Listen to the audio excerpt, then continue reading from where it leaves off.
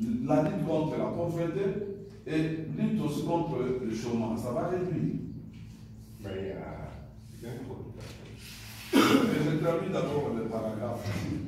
Je suis d'accord. Alors, deuxième, elle cherche à répondre à une gestion claire. Elle cherche à répondre à une gestion claire. Double point. Comment est-il possible d'améliorer le niveau de vie de la population? C'est ça. Elle cherche à répondre à une question, à une gestion claire. La gestion claire, c'est quoi? Comment est-il possible d'améliorer le niveau de vie de la population? Donc le PPP, en tenant compte sur les vraies réalités de la commune, de la province, il peut arriver à résoudre ou à améliorer le niveau de vie de la population. Aujourd'hui, quand quelqu'un travaille sur qui n'avait rien, même le pouvoir d'achat, ça va s'améliorer parce que quand il va payer les gens, ça améliore le pouvoir d'achat. Mais s'il n'y avait rien, comment on peut améliorer? Il sait, je ne peux pas payer celui-ci, l'entreprise. Il va engager les gens. Je ne peux pas lui donner 5 000 francs. Mais désormais, vu son travail, il peut aller à 10 000 francs, à 5 000 francs, à 50 000 francs par exemple. Mais ça résout quand même. Celui qui a manqué, qui n'avait pas de moyens, arrive quand même à faire quelque chose. Et il peut s'aider. C'est grâce au PPP. Aujourd'hui, quand vous avez une salle polyvalente, les gens qui n'ont pas, ils vont travailler. Nous, là où nous sommes logés. Mais ce sont des privés. Mais maintenant, ce sont des privés pour eux-mêmes. Mais quand vous allez à l'hôtel, par exemple, la source où nous dormons, quand je vois un peu combien de travailleurs qu'il a pris en charge. Mais si ces derniers n'avaient pas fait ça, est-ce qu'on allait embaucher tous ces gens-là? Non. Il résout le problème de la population de la base. Et dans le cadre des PPP, dans le cadre d'une vision managériale, ça peut résoudre les problèmes. Je prends l'exemple aujourd'hui avec les redevances. Mais est-ce que vous devez vous asseoir autour d'une table? Et c'est un peu le projet même dont on est en train de parler, que la base peut donner. Vous pouvez aussi en profiter pour dire que si on nous donne autant, nous dégagerons tel montant pour résoudre d'abord les tels projets. Et ça va apporter aussi un changement dans votre coin. Est-ce que vous me saisissez? Oui. Est-ce que c'est clair? Oui. Alors maintenant, tu peux poser la question. Je suis arrivé un peu, on dit que améliorer le niveau de vie de la population. Maintenant, c'est une question, parce que ce que c'est dit, j'ai bien dit, notre terme de référence, ce sont des échanges. Ok? Parce que je veux quand même qu'on puisse, par exemple, à la fin, dans vos observations, ça sera encore intéressant, si vous désirez. Et je pouvais quand même me déplacer, parce que c'est ça. Il y a des choses aujourd'hui qui ne marchent pas, parce que les gens n'ont pas bien compris le bien fondé des PPP, de part et d'autre. Alors vous verrez, quand on n'a pas bien compris d'abord, les choses doivent capoter. Et vous allez vous retrouver de gauche à droite. Non. Il faut que les gens puissent d'abord comprendre que ce que je vais poser comme acte, l'engagement que je vais prendre, doit tenir compte de la tenue et de son aboutissement. Dans l'amiable, dans la fraternité et dans la fraternité, et pour la bonne marche de notre province, ou de notre canton, ou de notre entité territoriale décentralisée. Maintenant, vous avez la question. Si quelqu'un a une question sur ça, posée, parce que vous allez me remplir le fiche là. Et nous allons faire un petit atelier pour ça. Oui. Ma question consiste dans la crédibilité du projet. Lorsque nous parlons par exemple d'entreprises, comme vous avez dit, il faut faire réaliser, il faut faire ça.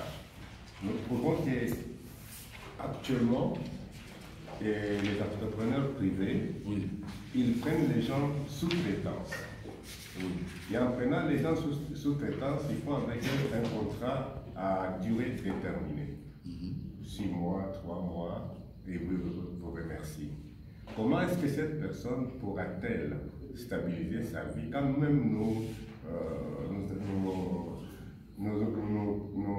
comment je vais dire, nous désirons le développement?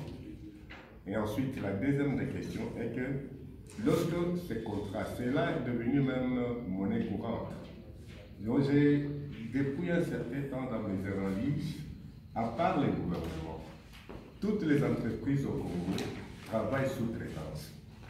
Presque toutes les entreprises au Congo. Et quand ils embauchent les gens, c'est pour un temps. Ils vous disent, nous faisons avec vous un contrat de 6 mois renouvelable ou non renouvelable. Et au fil du temps, la personne vieillit. Comment est-ce que cette personne saura-t-il garantir le troisième âge? Et ensuite, toutes ces entreprises sous-traitantes-là n'ont pas un numéro d'affiliation à la sécurité nationale. Est-ce que ce n'est pas aussi un problème dans les partenariats privés?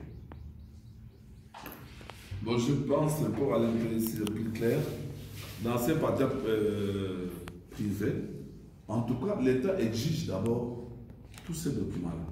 Moi, j'ai ma petite boîte qu'on appelle Sortel, Société de Relation des Travaux d'électricité. Je suis le premier installateur de compteurs prépayés. Je suis arrivé ici au Katanga, à Golf, j'avais placé les premiers compteurs, c'est moi. Je suis le premier installateur de compteurs prépayés ici. Golf, hein, je pense de l'autre côté.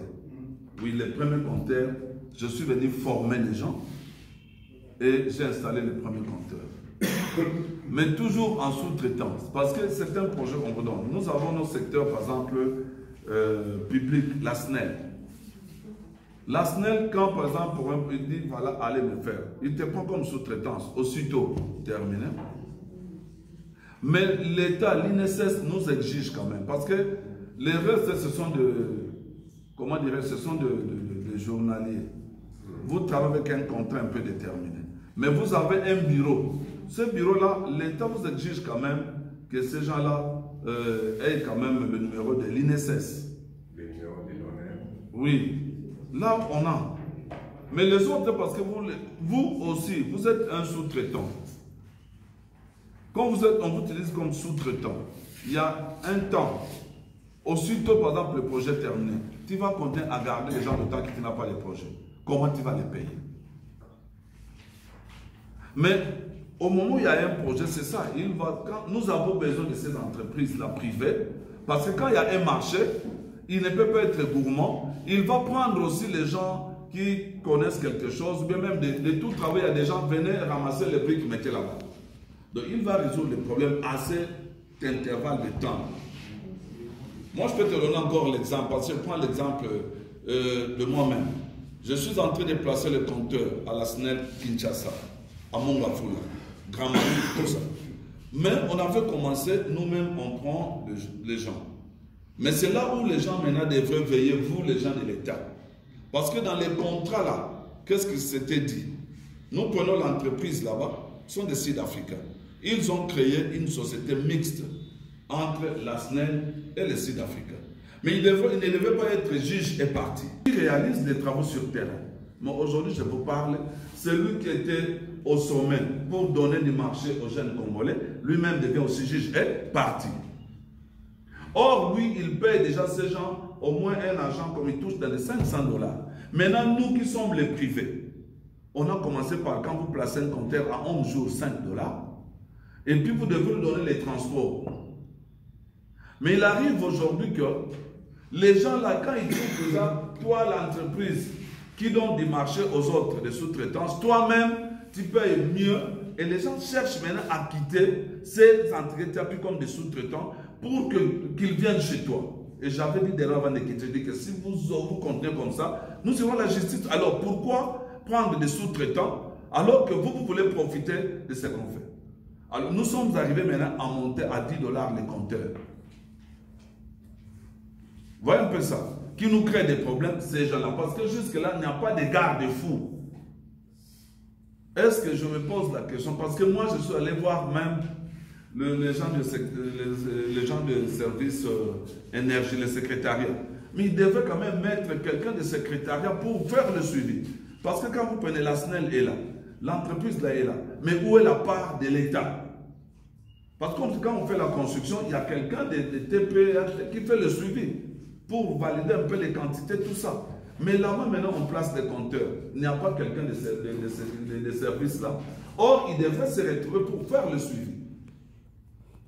Voilà là où nous en sommes. Maintenant, nous, en tant que privés, je vais prendre l'engagement parce qu'il y a un compteur qui est bien déterminé. Quand nous allons placer les 50 000 compteurs, mais maintenant, comme eux-mêmes déjà prennent les dessus, ils paient les gens commencent à nous quitter pour aller chez eux. Alors, est-ce qu'on a rendu les services aux petites et moyennes entreprises? Non. Ce sont ces choses-là, maintenant, on voit comment nous devons ouvrir l'œil pour que les petites et moyennes entreprises se retrouvent pour aider la base. Parce que tout le monde n'ira pas travailler dans des sociétés. Maintenant, c'est par relation. Et vous n'avez pas de remède. Ici, par exemple, on peut dire, nous avons besoin de tout travaux, venez ramasser les briques, faisons ceci.